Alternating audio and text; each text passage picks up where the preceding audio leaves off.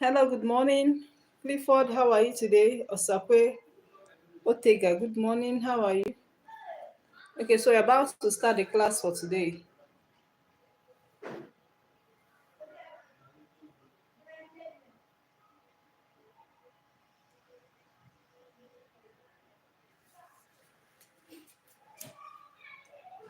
All right.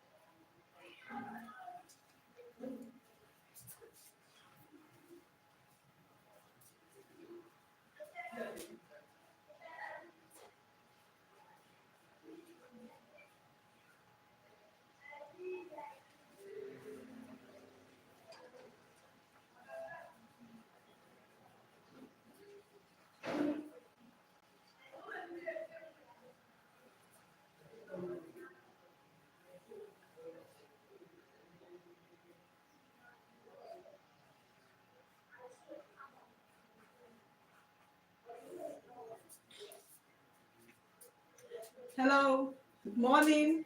Welcome to today's class. So today we are going to look at the topic called mechanical energy. Okay, mechanical energy comprises of machines and types of machines. So before we go into that, what we are going to do is to look at the things or the quantities behind machines. Okay, so you know that machines is an apparatus used for doing work. Now, for doing work easier rather. Now we need to know what is work. Okay, then if you be able to remember what is work and formulas of work, it will help us to understand machines better. All right.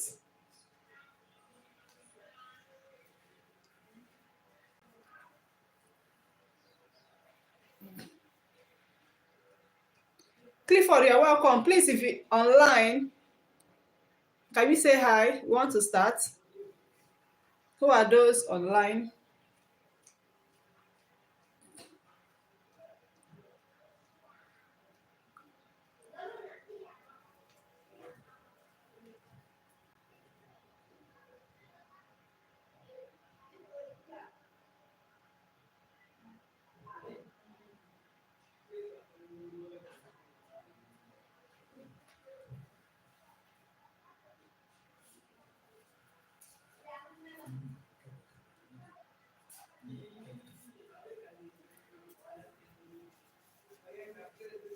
All right, Kenneth, you're welcome. How are you today?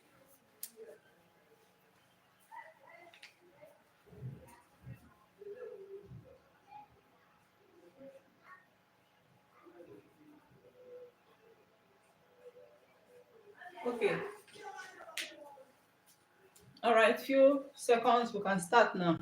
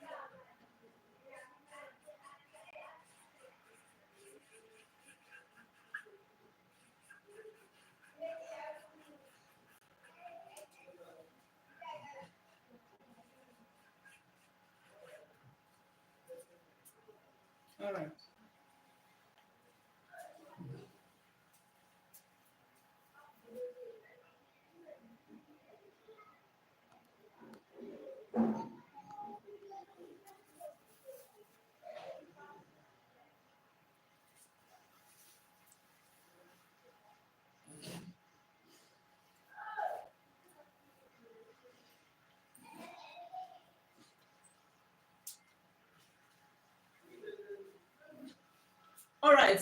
I said before we can explain the concept of mechanical energy, we lead us to machines. We need to know what is work. Okay? Now, work is said to be done whenever a force moves its point of application a distance in the direction of energy and power in SS1. So, but before we go into that, let us rephrase what we have done earlier to enable us understand the concept of machines. All right. In a nutshell, we can say that work is equal to force multiplied by what? Distance. We can assume that this distance is also displacement. So if I say slash displacement, I believe is the same thing, okay? Because distance is measured in meters and displacement is measured in meters, okay? All right, so the unit of work is joules. We can say joules or we say Newton meter because force is measured in Newton and distance is measured in what? In meters, right? Okay, so work is a scalar quantity. What is a scalar quantity? Because it has only magnitude or numerical size without directions. All right. Now, this is a work done on a horizontal surface. This work is done on a horizontal surface. So we also have work done in an inclined plane, and we also have work done in a force field. So I want us to start with this one so I can move further to that. Okay, so you can put it down.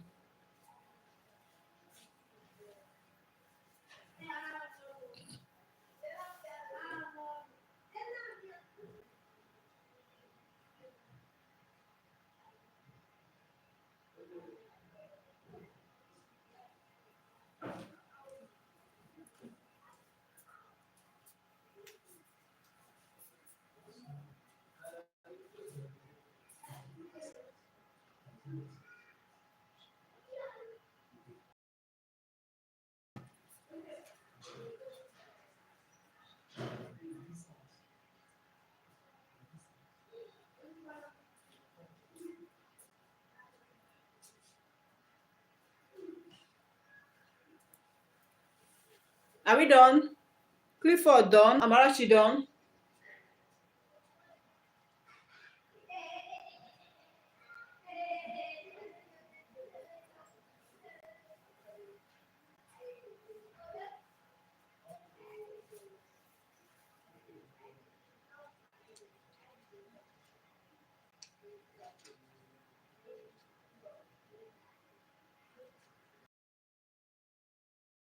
Okay, done. Clifford done. Okay.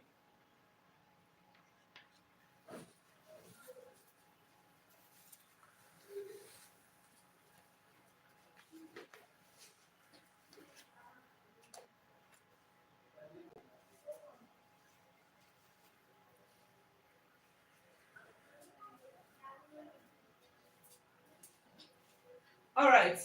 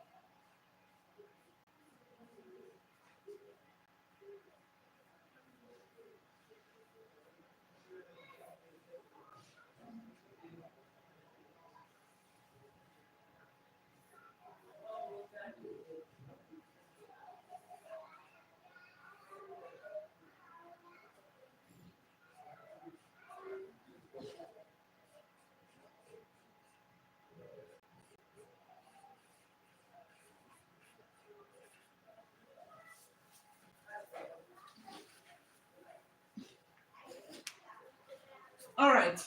So if you are considering work done in an inclined plane means when you are carrying a luggage, or for example a drum of oil that is very very heavy. So what you need to do is to attach a rope by the end of the drum, then drag it with a force, okay, to cover a certain distance. In that case, you've already had an angle called theta here, because the rope is inclined, which is what you use to drag. That is your effort, that is where it's going this way, right? Okay, so if you cover a distance from here to here, so if you're asked to calculate the work done in this aspect, what you're going to say as the work done is the force cos theta times distance. Okay, now the question is, why are we using cos instead of sine? Because this is a vector, force is a vector. We are making respect of the horizontal components of the vector, right? We also have vertical components of the vector. Okay, so the horizontal component, which is what? F respect to x. Let me write it here. The horizontal component F is respect to what? X, and is equals to F cos what? Theta. That's the horizontal component of this vector. While the vertical component is F what? Y. Then is equals to F sine theta. That is the vertical component. Okay, so in the aspect of what we are looking for, we are using the horizontal component of this force, okay, to get the force, because it is inclined as an angle. So the horizontal component is F cos theta. That's why I'm using cos theta here. Then multiply by this covered. All right, so the work done in an inclined plane is F cos theta times what? This inclination, y x is the distance or displacement, as the case may be. Is that okay? All right, put it down.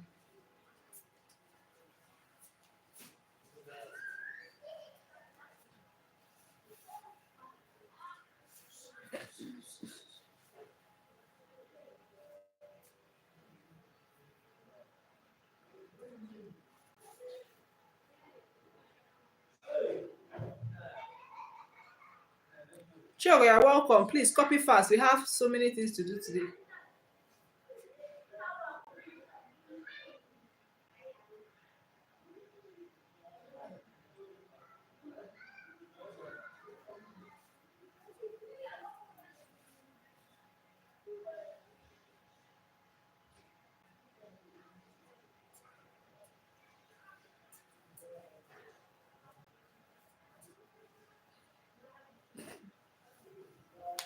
Okay, Kenneth, you are done. All right.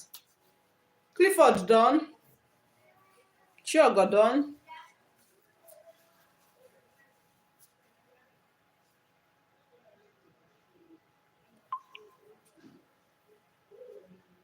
All right.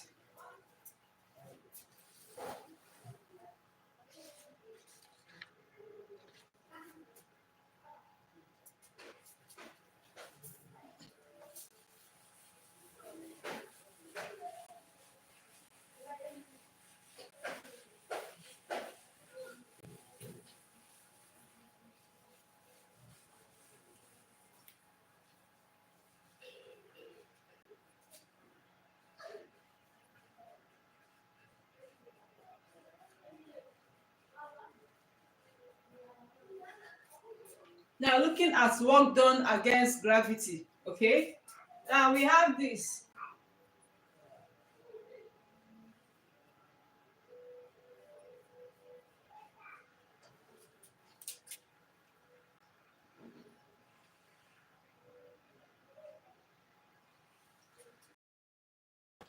We have a staircase.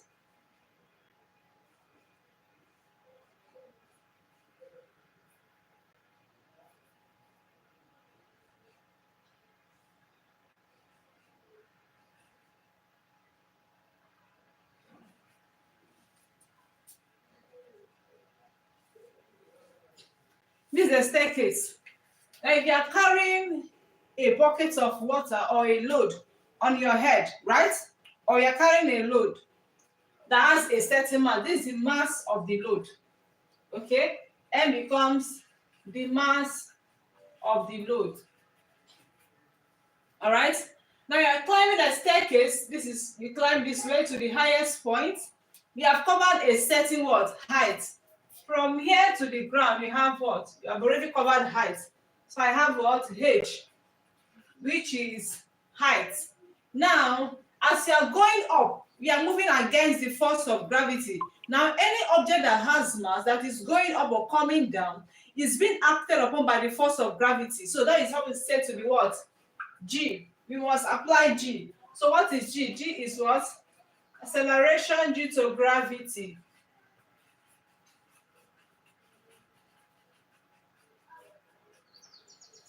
Okay?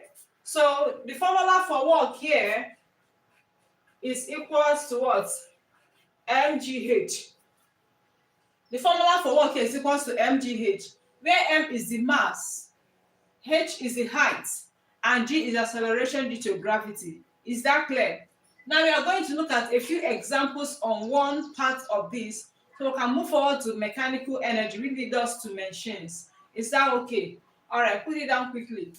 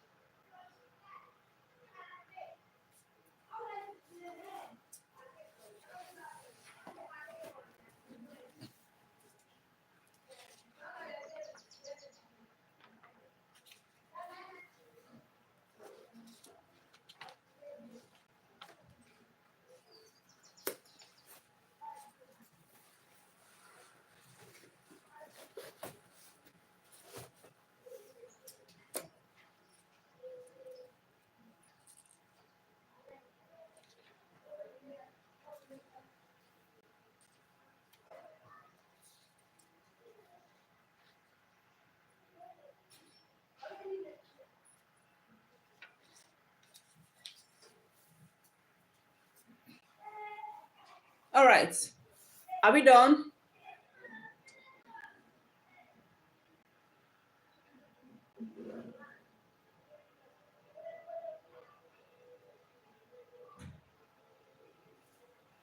Clifford done, Chigo done, Kenneth done, Osakwe done.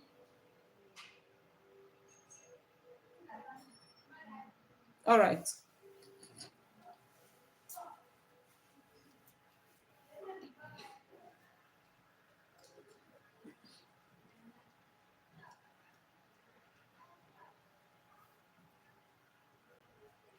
Hey Kejaba, good morning. Thank you for coming. I really appreciate. All right, Chigo done. So let's move to an example.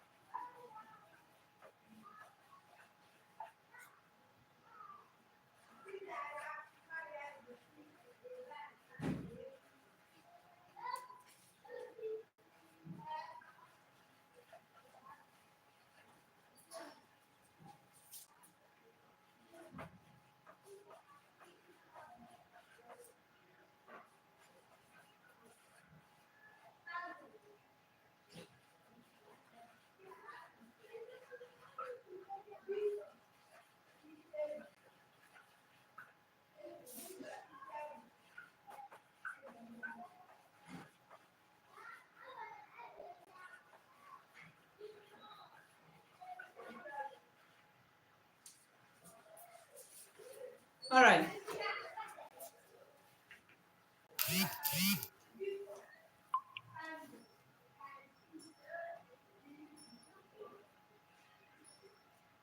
Put it down. Let's solve together.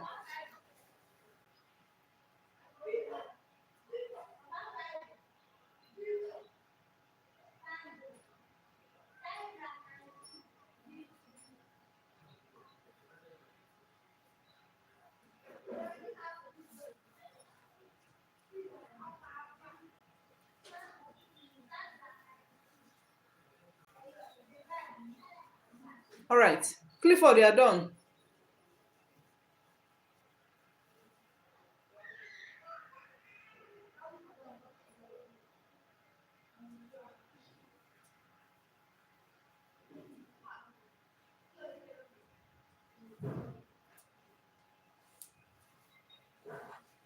All right, let's solve.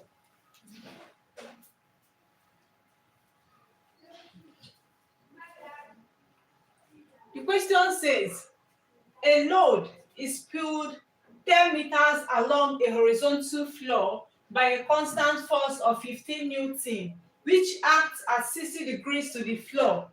Calculate the work done by the force.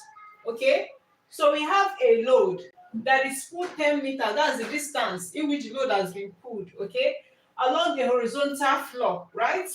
By a constant force of 15 Newton, that means the force is 15 Newton, which acts at 60 degrees to the floor. That's the distance, the angle it's covered is 60 degrees. So let us take the parameters.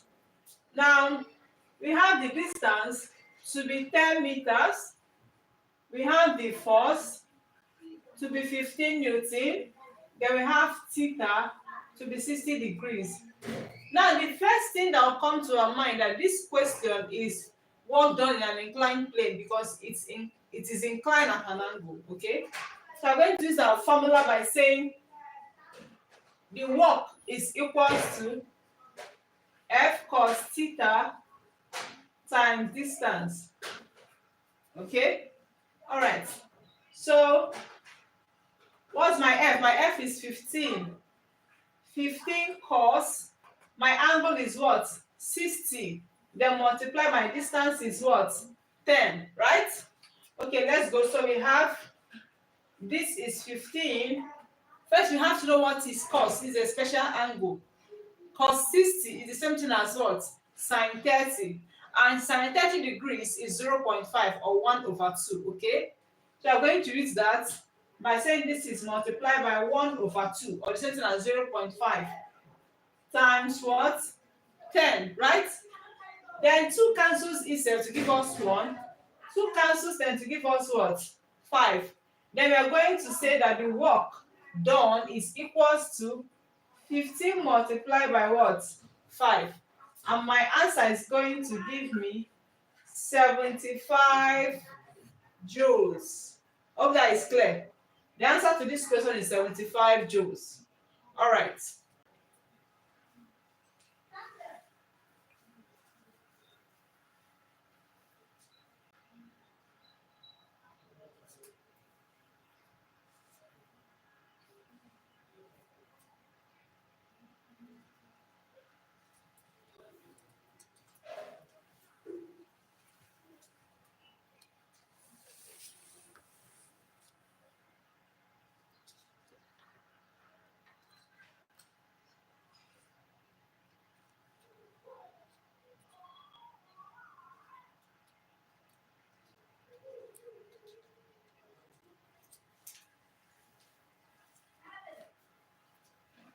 All right, please copy fast. Clifford, Chigo, copy fast. Let's proceed.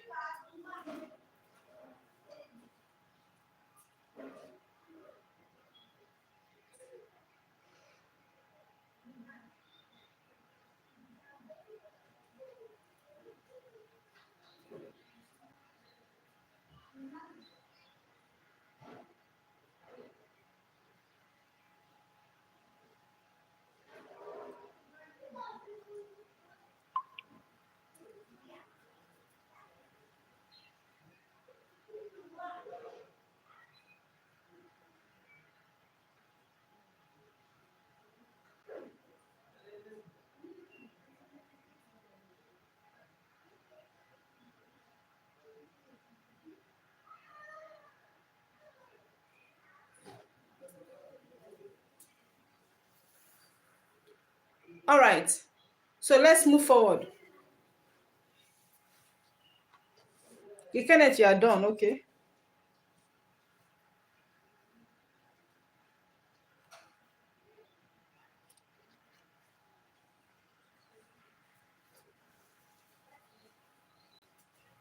All right.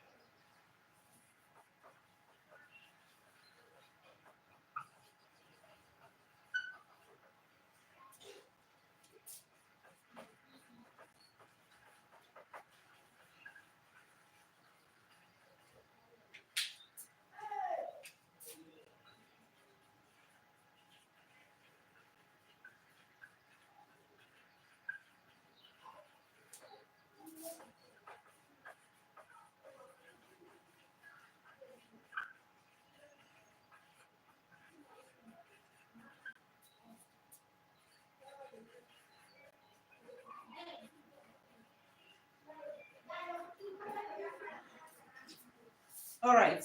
So mechanical energy is actually divided into two.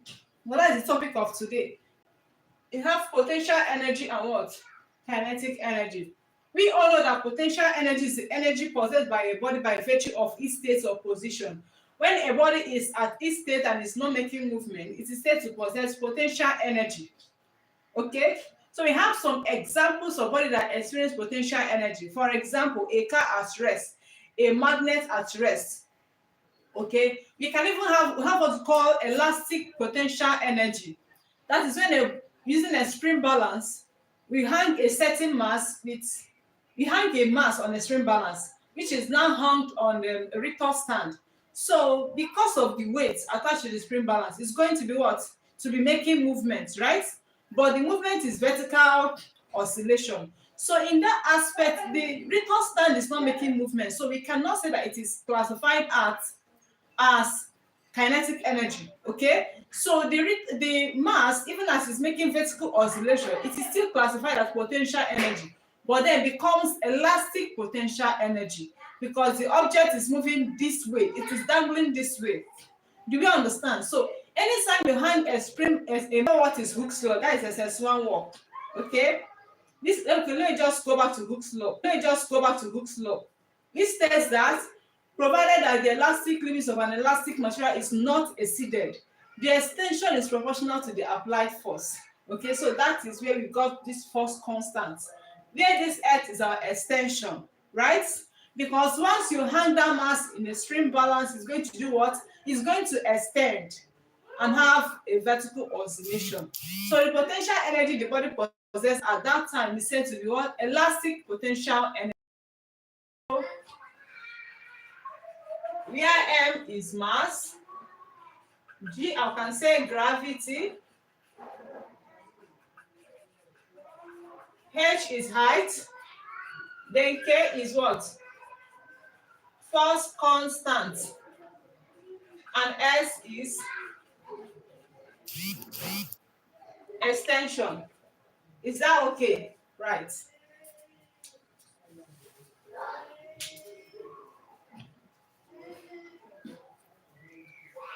Osagwe, you're welcome. Secondus, you're welcome. All right. So write what we have on the board. Let's proceed. We don't have much time. We have a lot of things to discuss today.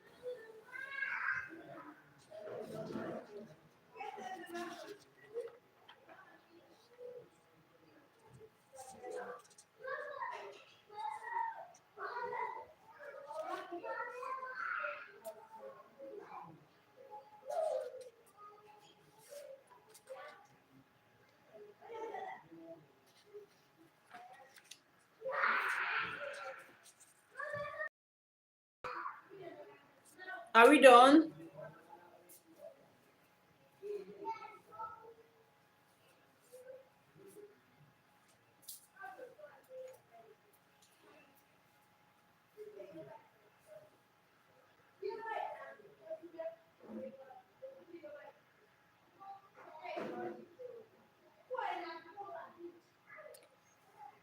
All right, Clifford, they are done.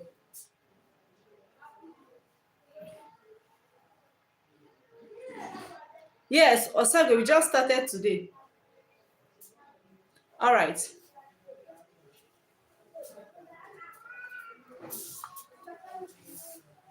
Now, let me do a recap. This potential energy has the same formula as work done. So don't forget. In case you are given a problem under potential energy, I ask to calculate the work done. All right? Because work and energy, they have the same unit and they have the same measurement. So you can actually use this formula to solve for work. So if I say that potential energy is equal to mgh, I can also say that work done is equal to mgh. Do we understand? All right. So let's go.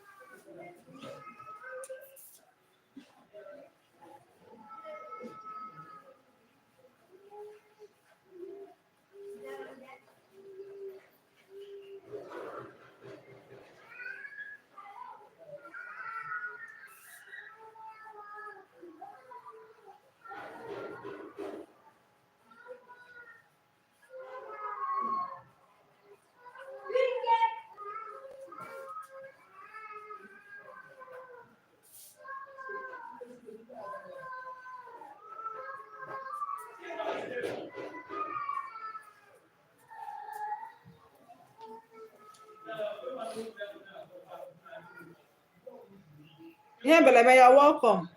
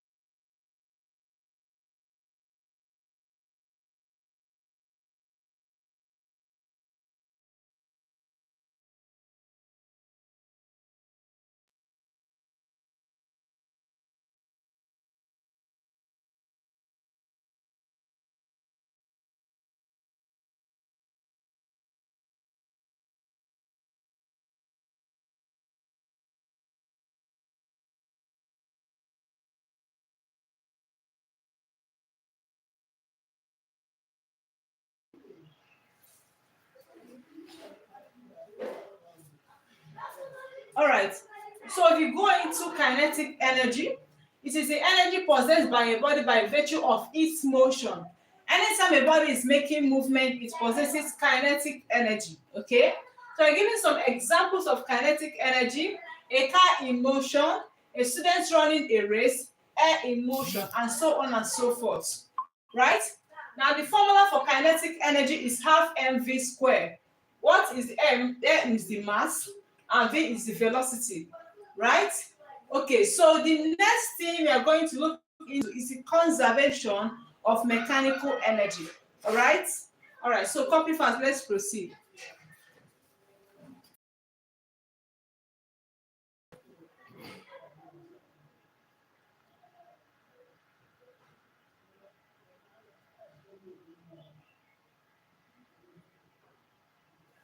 Nnakuzi Onyeka, thank you so much for coming. I really appreciate. Please copy what you have on the board. Let's proceed.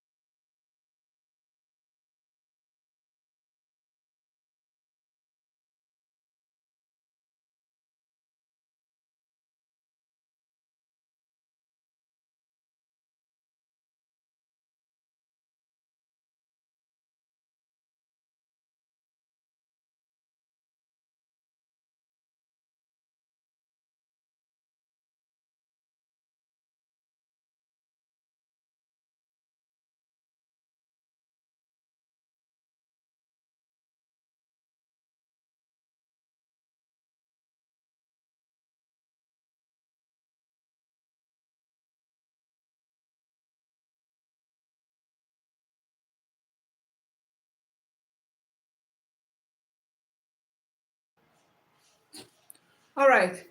Please copy fast. Let's move forward.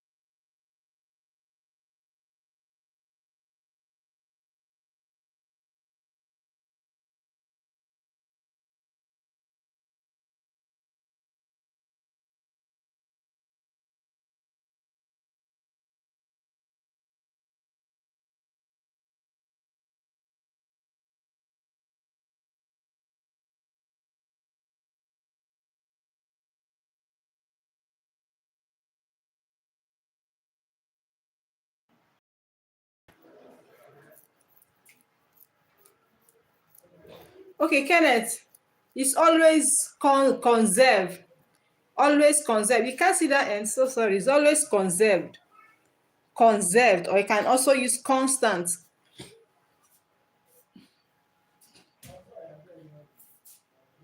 Chigo is isolated system.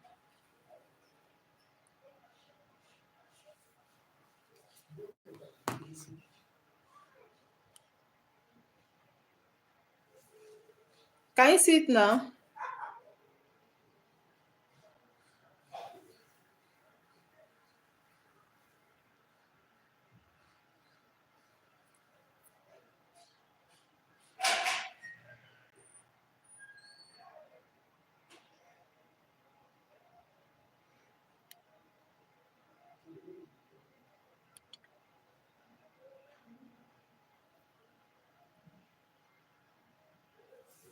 All right, can you see it now?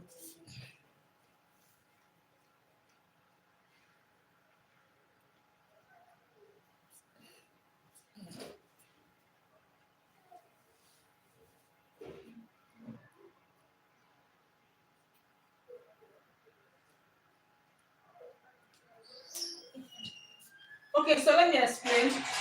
The principle of conservation of mechanical energy says that in a closed or isolated system, the total mechanical energy is always conserved, although energy may be changed from one form to another. What do I mean? It means that energy cannot be lost, okay, but it's always conserved or constant. Can also use the word constant.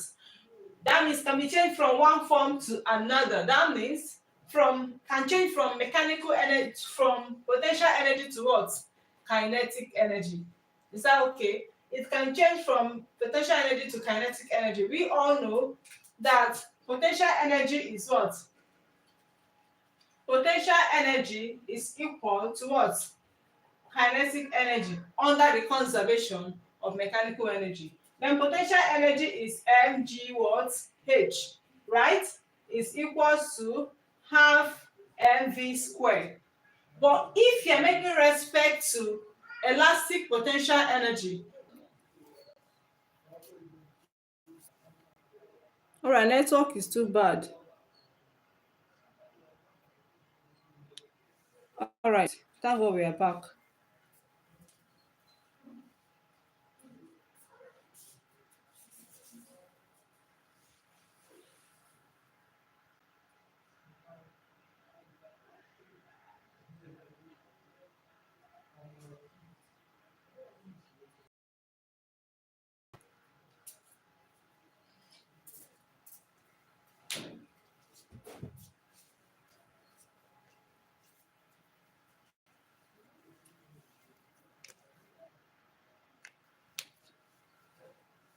All right, are we all done so that we can start?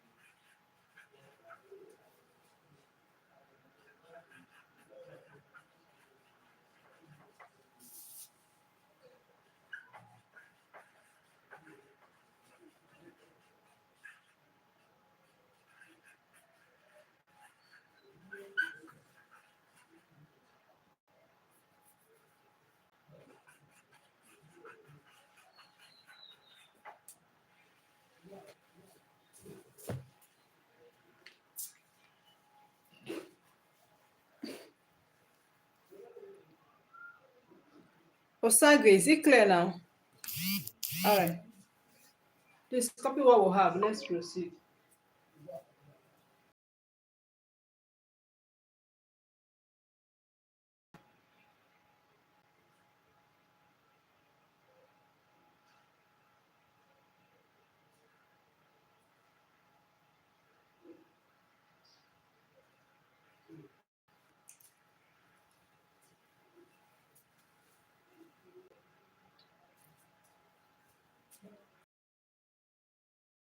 Osage, you can't see. Is it better now?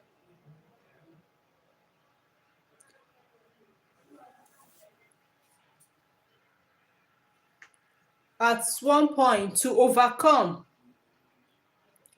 a machine is a device or allows a force or effort applied at one point to overcome a resisting force or load at another point. Is it clear? Wheel and axle. Wheel and axle. Wheel and axle. Wheel and axle. Okay? That is wheel and axle.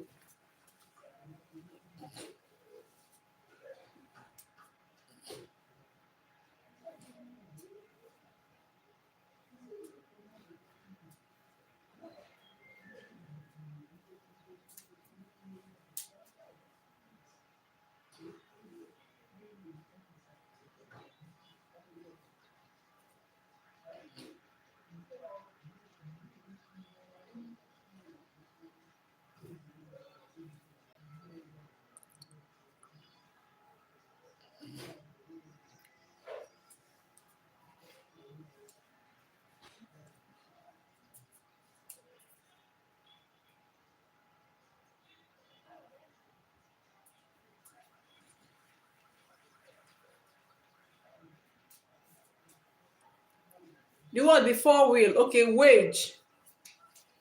Wage. Wage. The wage, comma, then wheel and axle. All right?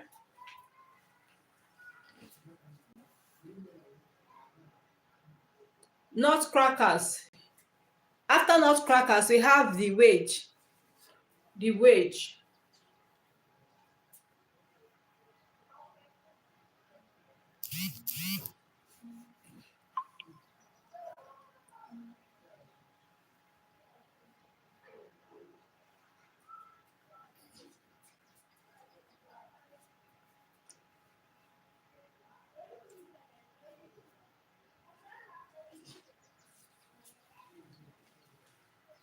All right, so let's explain.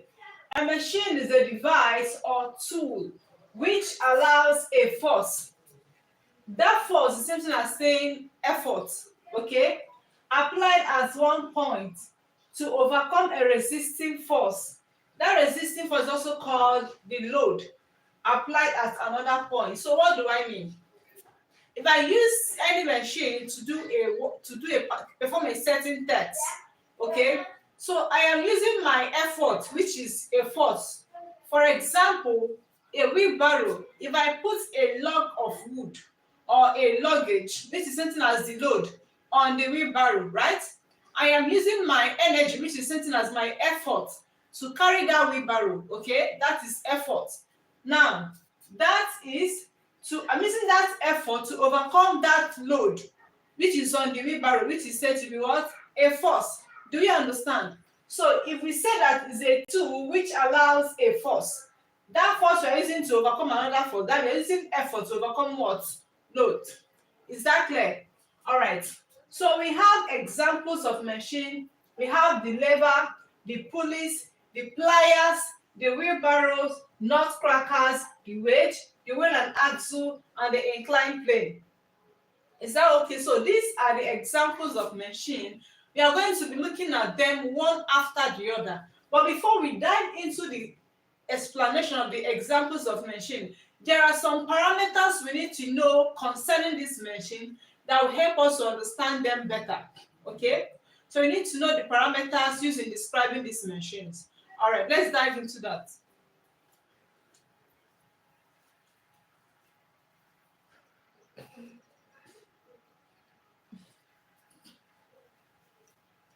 Are we done? Kenneth, Chigo, Osage, Clifford. Are we done?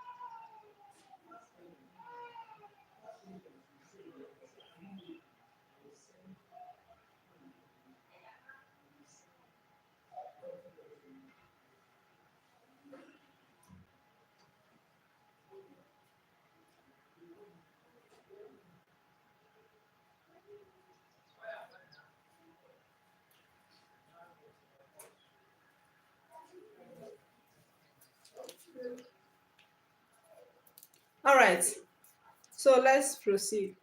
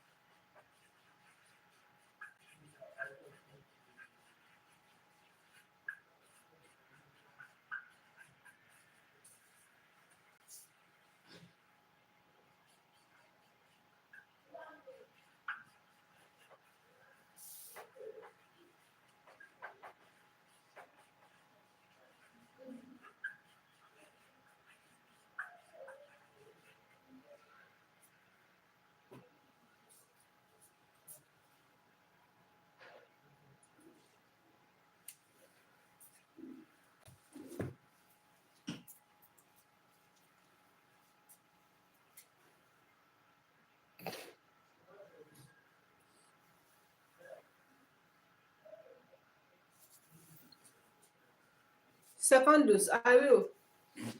Even after the class, I'm going to see it on my channel, okay? So you can go and watch it after the class, okay? Yes, after the class, I'm going to just, the name is mechanical energy in quote mentions, okay? So you can go and check it up.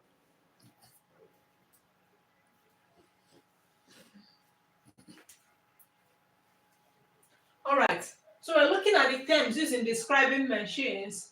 The first one is what is said to be load. What is load? This is the force over machine. I explained earlier that if you carry a luggage and put on top of wheelbarrow, that is load, okay? And you're going to overcome that machine by using your what? Your effort, right? All right. So this load is a force. Because it is a force, it is measured in newtons, okay?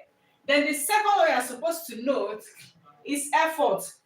Effort is the force applied to a machine. I told you and I said earlier that we are using our energy on a particular machine to overcome the load. How do I mean? For you to carry that wheelbarrow, you must have energy to carry it. That energy is the force they are applying on the machine to carry the load, to overcome the load, okay? So we say in a nutshell that effort is the force applied to a machine, and because it is a force, it is equally measured in newtons, right? Mechanical energy, that is ma, that's the symbol for it, ma, is defined as the ratio of the load to the effort. Mechanical energy is defined as the ratio of the load to the effort, okay? So we can also say it's the ability of a machine to overcome a large load through a small effort. I can still write it after that. So in a nutshell, mechanical advantage is equals to load over effort. Mechanical advantage in a nutshell is equals to load over effort, right? Now we say that load is a force measured in newton, effort is a force measured in newton. So if we also say that mechanical advantage is load over effort, by the time we divide it, it then means that mechanical advantage has no SI what? Unit. All right? Hope you understand it now. All right, put it down.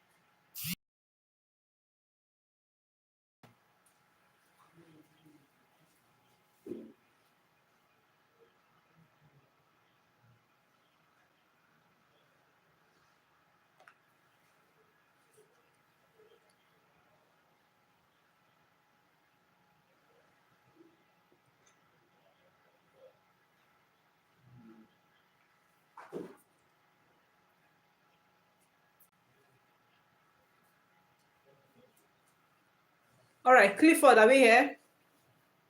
Kenneth, are we done? Osagwi,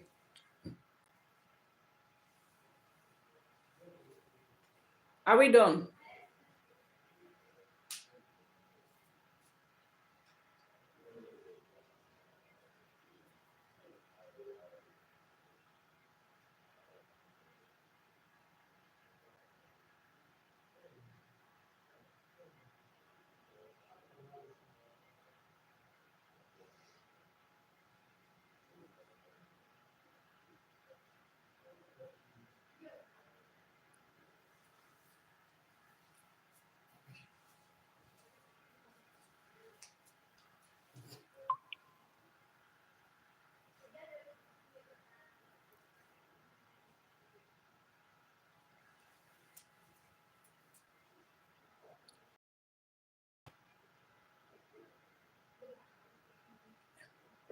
All right, after effort and load in the same time interval, as velocity ratio is defined as the ratio of the distances moved by the effort and load in the same time interval.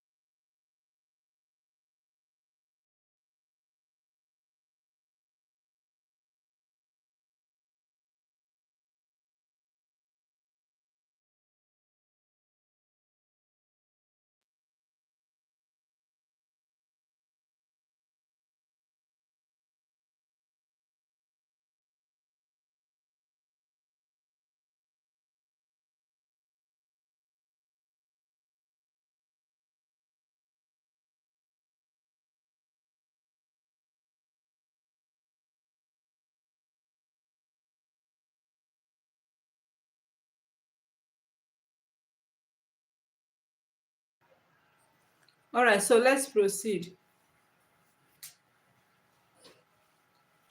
I went ahead to explain mechanical advantage. It is also defined as the ability of a machine to overcome a large load through a small effort. I said earlier that MA, which is mechanical advantage, is equals to what? The load over effort. Okay? Now we can also tag mechanical advantage to the output force divided by what? Input force.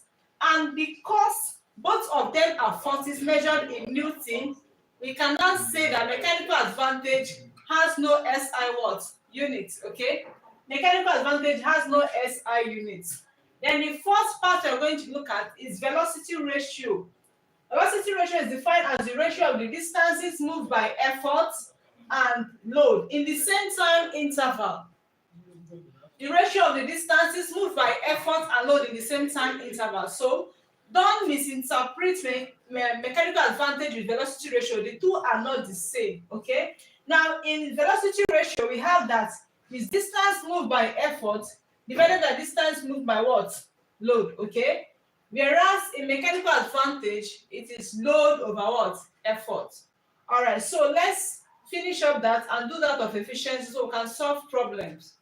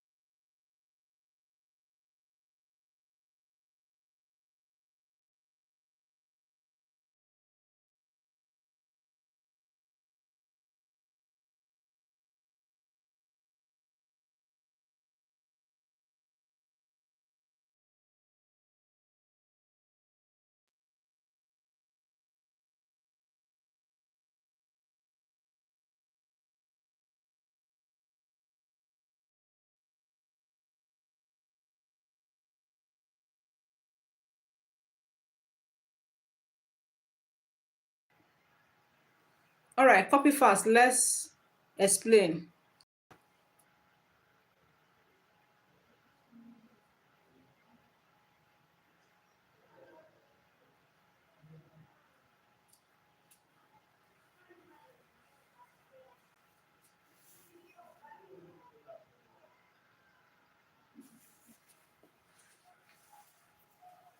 Is the first.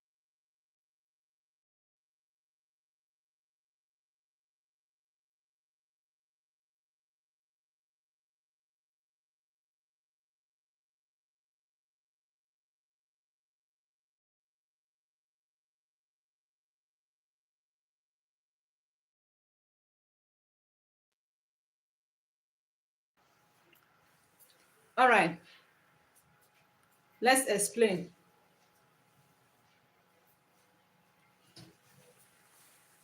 I will define velocity ratio as the ratio of the distances moved by effort and load in the same time interval. So what it means that velocity ratio equals the distance moved by effort divided by distance moved by load, right? Now, distance is measured in meters.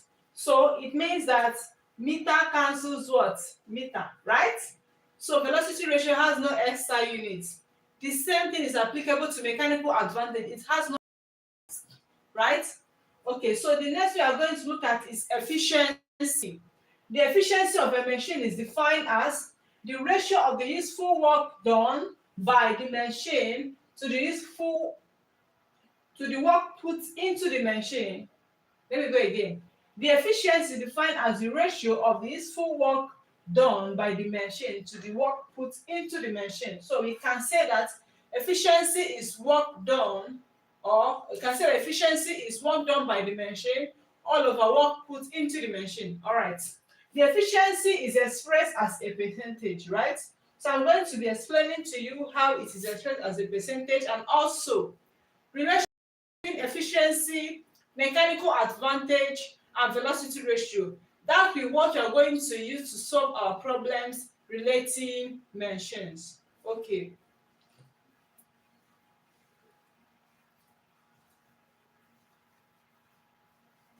Kenneth, your network is very bad, so you can change your position and go to another position and see if it will be clearer.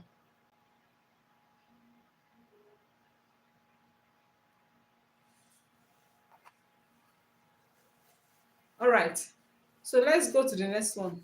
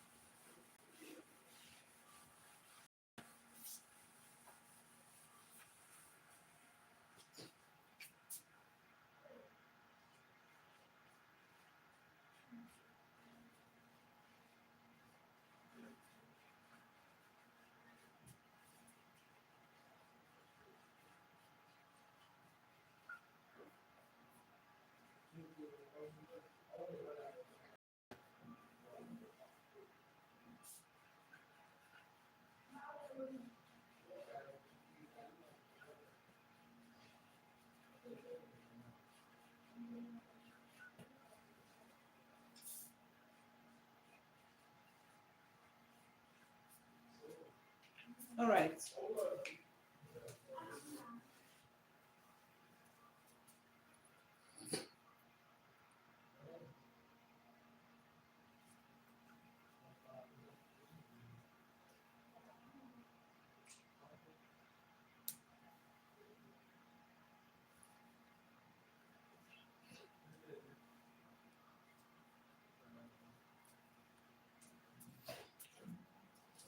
Okay, so we have to generate our formula that we're going to be using to solve our problems You say that efficiency is equal to the useful work done by the machine divided by work put into the machine. And we also say that efficiency is expressed as a percentage, so we say multiply by 100%. Okay, all right, so let's go. If you remember that work done, we explain work done as force multiplied by distance. You can say that, but let me say work done is equals to force multiplied by what? By distance, right? Now, our efficiency, now, the useful work done by the machine and the work put into the machine. Now, which work is the work done here? Because both of them are work. But one thing that will distinguish them is the load and the effort. Remember, I told you the energy you put into the machine is said to be your effort, okay? So the work put into the machine, the work here will be what? The effort. While the work done by the machine is said to be what? The load. So I'm going to rearrange this by saying that efficiency is equals to load multiplied by distance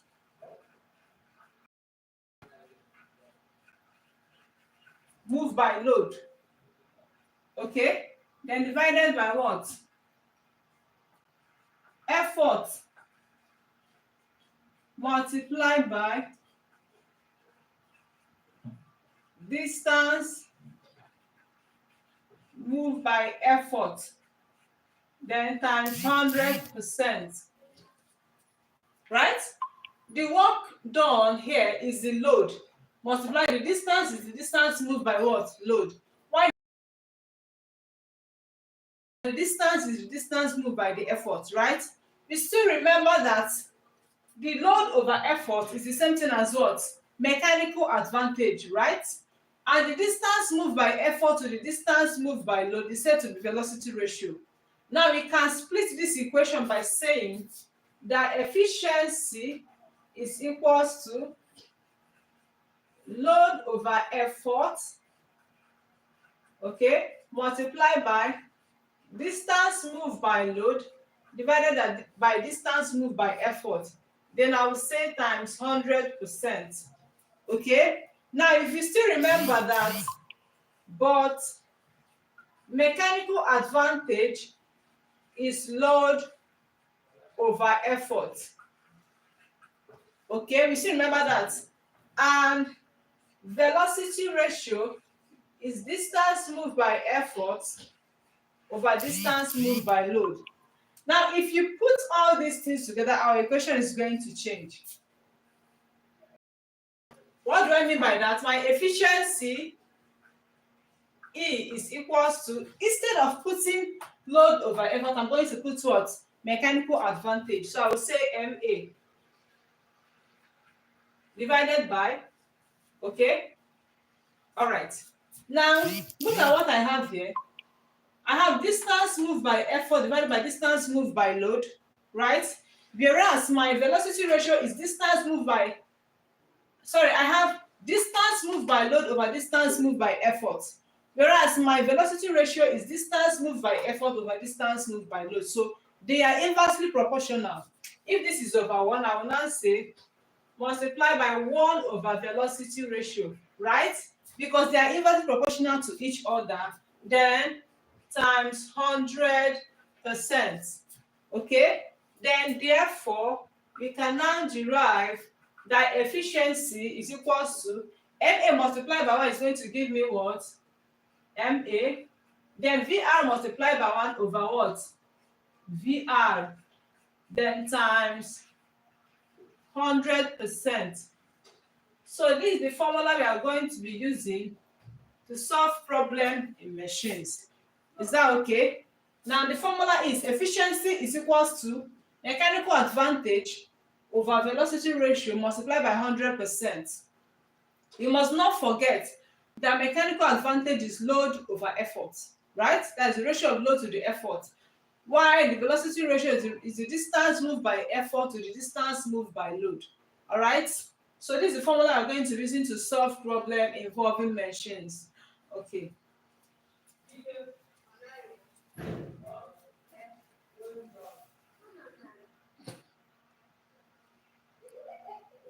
All right, if you understand that, put it down. Let's solve problems.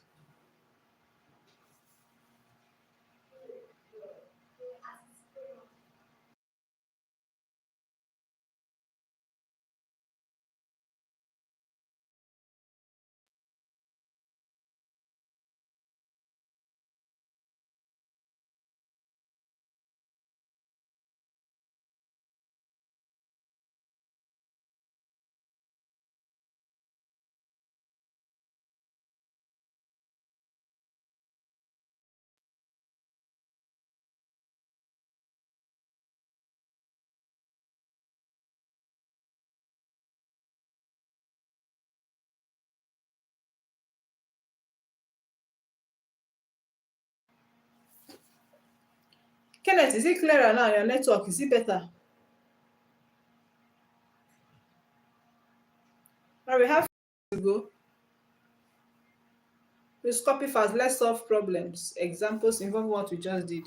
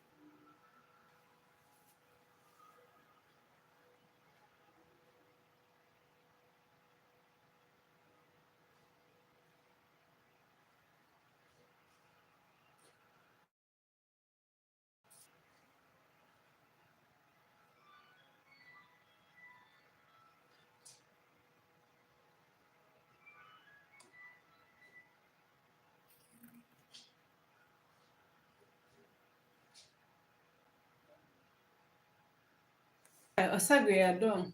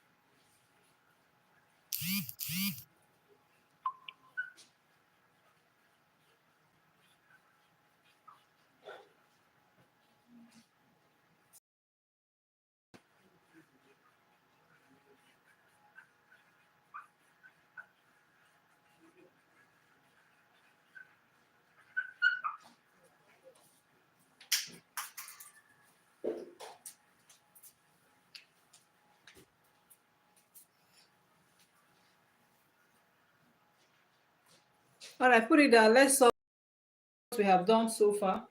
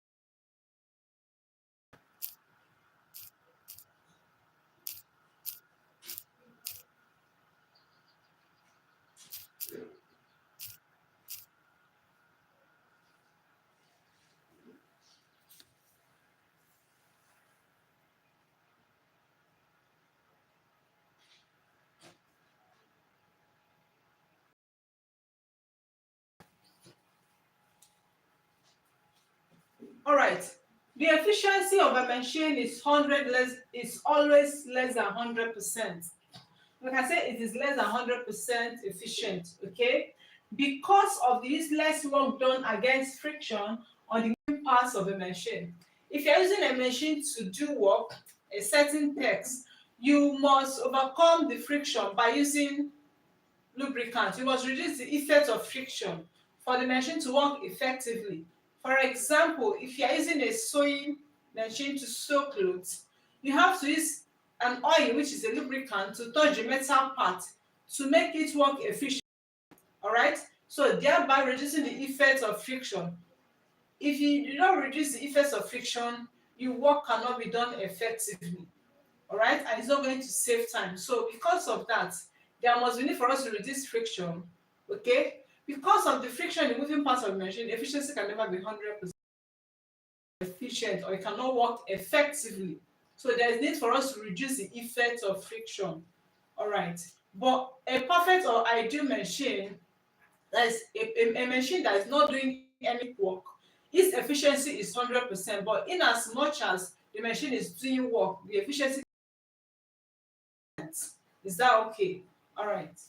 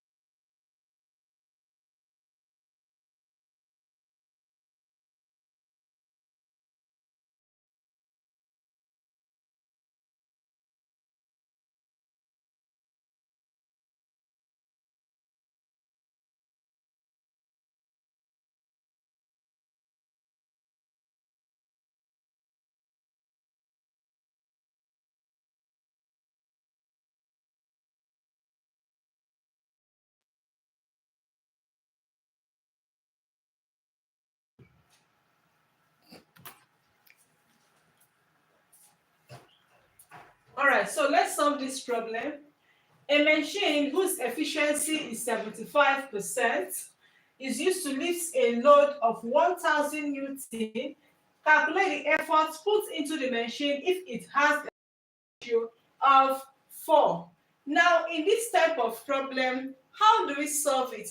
The first thing that will come to our mind is to set our parameters, then we solve. Okay, so our parameters, we are given efficiency to be 75%, then a load of 1000 Newton. You're looking for effort. okay, if it has a velocity ratio of 4. All right. So the first thing that will come to our mind is to state our formula. And if you remember that our efficiency formula, efficiency is equals to mechanical advantage divided by velocity ratio, then multiply by 100%. Okay? Now, what do we do next? To put in the values we have. Okay, now we don't even have mechanical advantage. Before we can talk about finding our effort, we need to get this first, right? So let's go. This is 70. Because we already have percentage here, so we don't need to put 75 over 100, okay? Because it's already expressed as a percentage. So this is 75 over 1 is equals to MA. But why am I looking for MA? Because it's MA that relates load and effort. Because I'm looking for effort. So let me get the mechanical advantage first before solving for effort. Now, what is my velocity ratio? I have 4 multiply. I can say this is 100 over 1, right? Now, I can say that this is 75 over 1 is equals to 100 multiplied by MA is going to give me 100 MA, all right, divided by 4. So I can say cross multiply, right? Now, what do I have? 100 MA multiplied by 1 is going to give me 100 MA, right? 75 multiplied by 4 is going to give me 300. So I have 300, okay? Then because I'm looking for MA, I will divide by the coefficients of mechanical advantage, which is divided by 100. Okay, so this cancel this.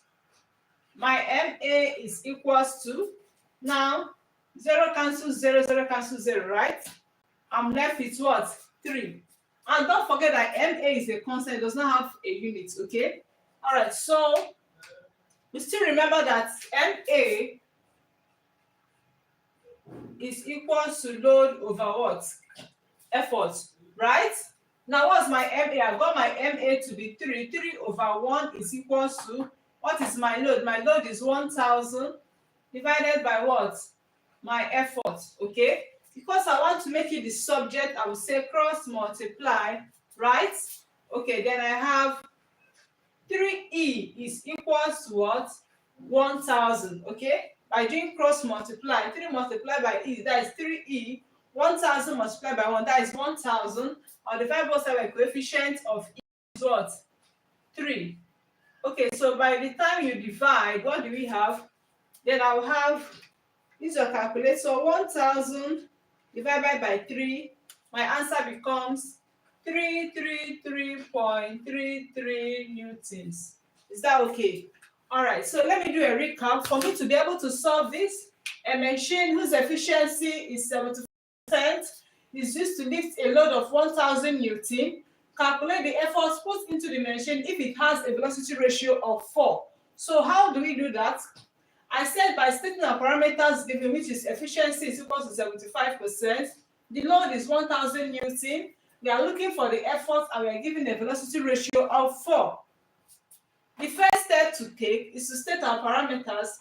This is the formula that equates mechanical advantage and what? Velocity ratio with the efficiency. So we go, the efficiency is equals to MA divided by VR multiplied by 100%. Stating what we have, our efficiency is given as 75 over 1 is equals to, because I'm looking for the effort, so that means I'm looking for MA first, because MA relates load and effort. So MA divided by 4 multiplied by 100 over 1. Then I have 75 over 1 is equals to 100 times MA, that is 100 MA divided by what? 4. I'll do cross multiply because I want to find the MA as my mechanical advantage. Now 100 multiplied by 1, that is 100 MA divided by what? Multiplied by 300, okay? Now I'm going to do what? Divide by the coefficient of MA, which is 100, and I got my answer to be 3. So because it does not have units, I will just write 3. All right. MA is equals to load over what? Effort. So what's my MA? 3 is equals to my load is 1000. I'm looking for effort. So I divide both sides, okay, to get my E, which is the effort, as 333.33 newtons. Is that clear? So this is how we can solve problem if we are given these parameters. All right.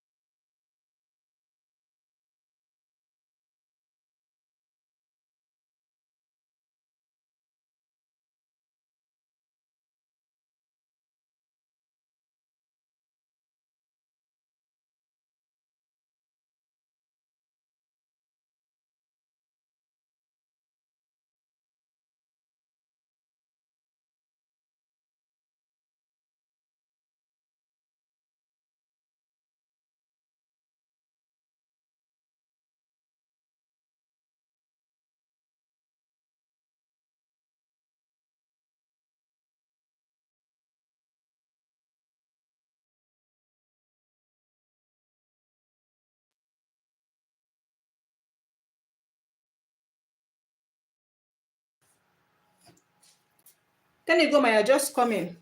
Okay, you're welcome. Sylvester Don, I hope it's well understood. Chigo, I hope it's well understood.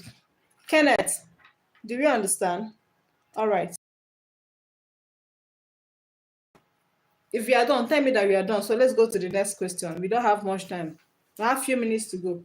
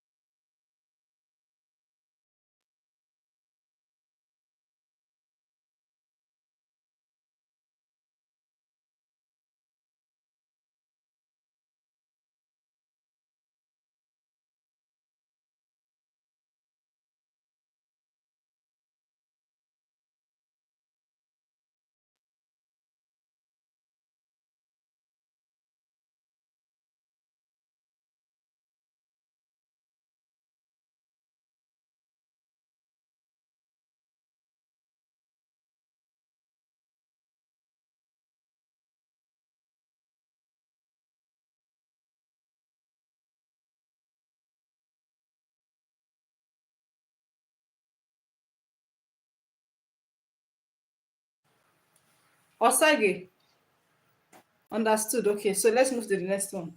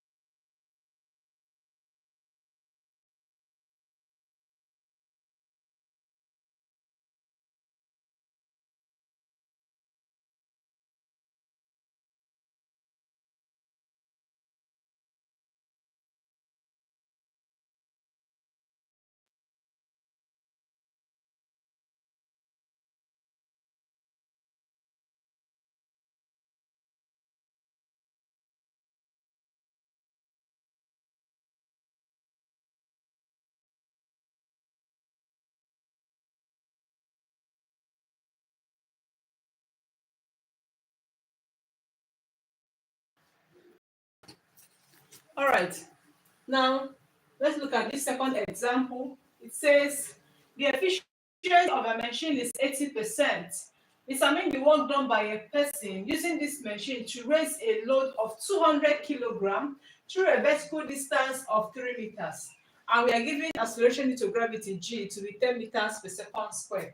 So for us to do that, you must understand that the formula we used to solve the first question is not the same thing as this, okay? But it's similar. I need to show you how we can do that. Now, efficiency is given as 80%.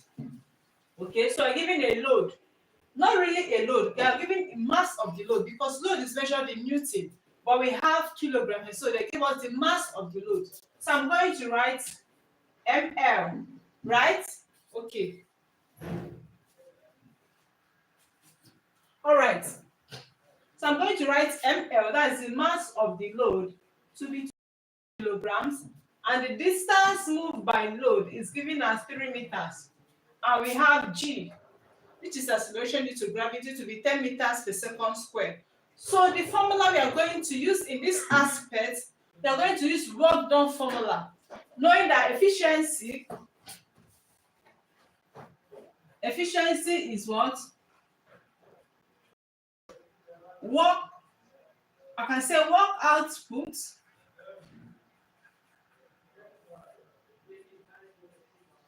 over work input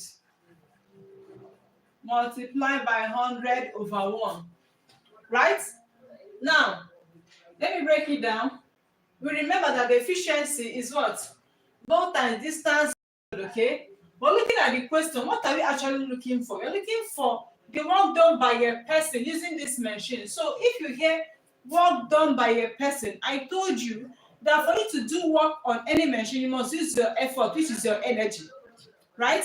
So the work you are looking for is the work input, is the work put into this machine to do this task, okay? So that is the work input, right? Now, going by that, what you are looking for is the work what? Input. So what is the work output? The work output is load times distance moved by load. Now, That is what you are looking for. Okay.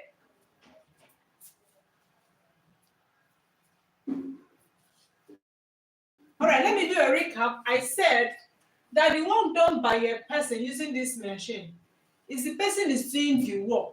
So the work we are looking for is the work input, because the person is going to put his energy.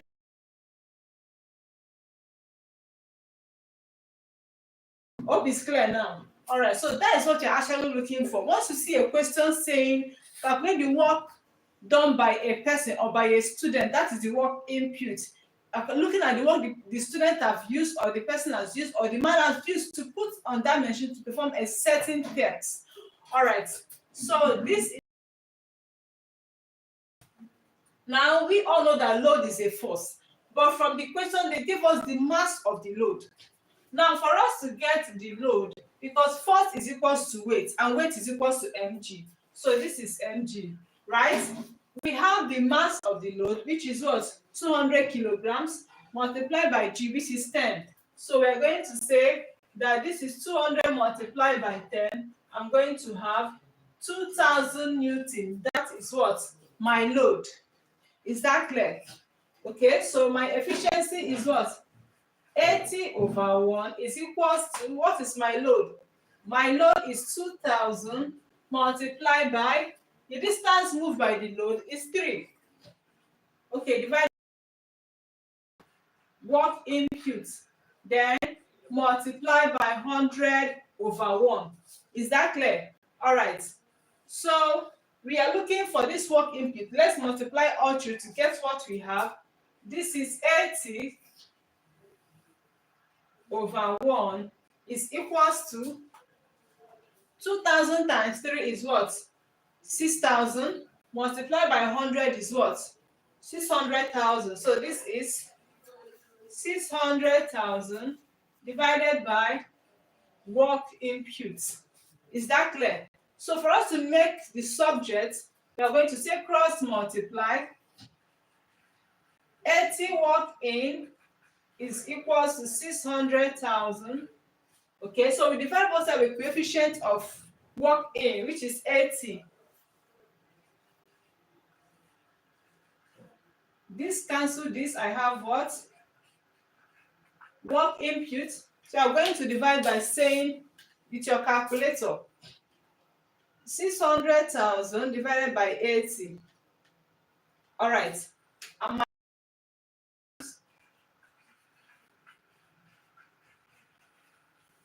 7,500 what? Joules. The answer becomes 7,500 joules. Is that clear? Right.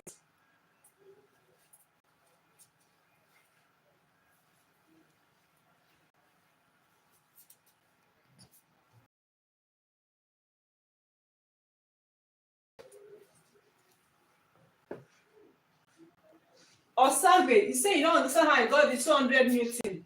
Okay, I say that from our formula we derive that the efficiency is the work output over work input, and the output becomes the work done, becomes the force used to overcome a load. Okay, that, sorry, becomes the work done by the machine, while the input is the work put into the machine.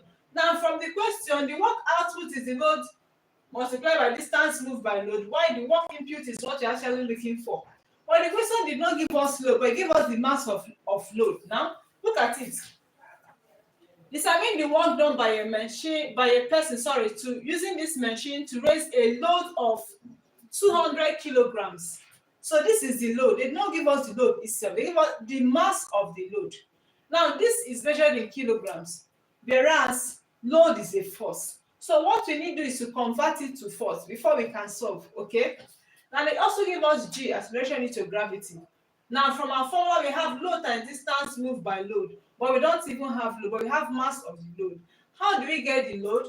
Note that load is a force, and force is equals to weight, and weight is equals to mg. That's what I just did by saying that mass given is 200 multiplied by g, which is constant, to give me what? 2000. Is that clear? All right, so that is how I got this as 2000, which is my load. If I solve with this 200, my answer will not be correct. So you must look at the question critically to see whether they gave you load or mass of the load. If they gave me load as 200 newton, there is no point or there is no need looking for the load because I already have load. But if the question gave you only mass, you have to convert it or you have to multiply by G to get your what? Your load before you apply it in this formula and solve. Is that clear? Right.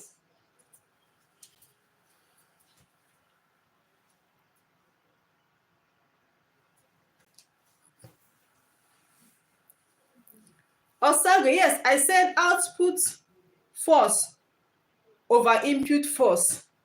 But this one is work output. They are not the same, okay? Output force over input force is said to be mechanical advantage. But here we have work output over work input. You see the difference now? Okay? That's not the difference between them. I gave you that output force over input force for mechanical advantage in case you saw a question in that aspect. So you can see that you can still use that to solve for mechanical advantage. Is that clear? Osagbe.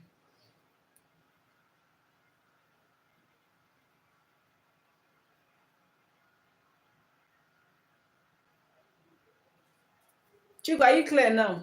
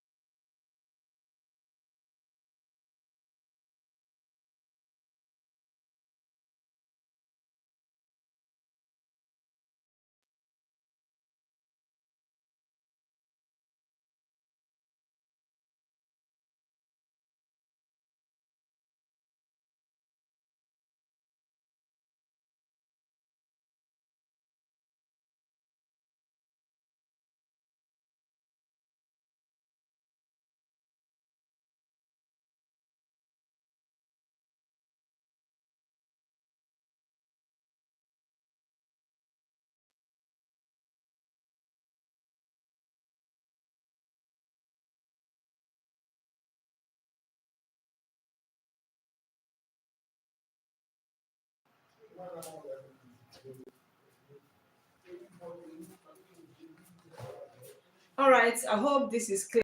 Okay, so we have come to the end of today's class. I'm going to put up an assignment to the community, my community, so you can go there and check it up and solve it, okay? So you understand physics better. I will see you next time in the next class. Bye.